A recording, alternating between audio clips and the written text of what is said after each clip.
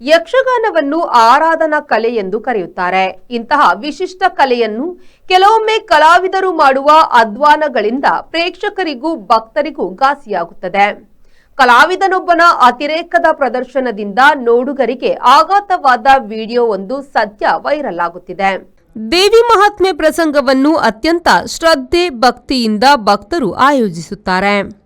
ಹರಕೆ ಹೊತ್ತು ಸಸ್ಯಾಹಾರಿಗಳಾಗಿ ಮನೆಯಲ್ಲಿ ಪೂಜೆ ಅನ್ನಸಂತರ್ಪಣೆ ನಡೆಸಿ ಯಕ್ಷಗಾನ ಏರ್ಪಡಿಸುತ್ತಾರೆ. ದೇವಿ ಮಹಾತ್ಮೆ ಪ್ರಸಂಗದ ವೇಳೆ ಉಯ್ಯಾಲೆಯಲ್ಲಿ ತಾಯಿ ತೂಗುವುದನ್ನು ಕಂಡು ಭಾವುಕರಾಗುತ್ತಾರೆ.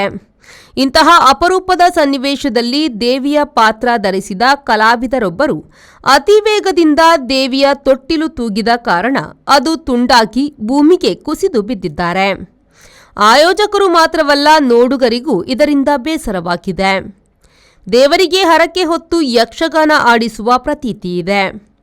ಆರಾಧಕರು ಅದೆಷ್ಟು ಯಕ್ಷಗಾನವನ್ನು ಪ್ರೀತಿಸುತ್ತಾರೆ ಎಂದರೆ ಕೆಲ ದೇವಾಲಯಗಳಲ್ಲಿ ಮುಂದಿನ 20 ವರ್ಷಗಳ ಕಾಲಕ್ಕೆ ಯಕ್ಷಗಾನ ಬುಕ್ಕಿಂಗ್ ಆಗಿರುತ್ತದೆ.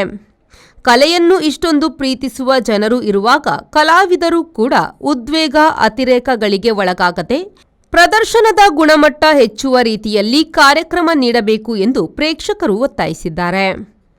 Sreejith, V4 news, Udupi. Pull up the flicks and I take it on gear. Pull up the hands and I feel no fear. I dig don. I sika don. Take it on the row and the show and the pull up the flicks and Volkswagen Virtus, German engineered for unmatched safety. Volkswagen Mangalore, Airport Road, Yeyadi, Mangalore. Volkswagen.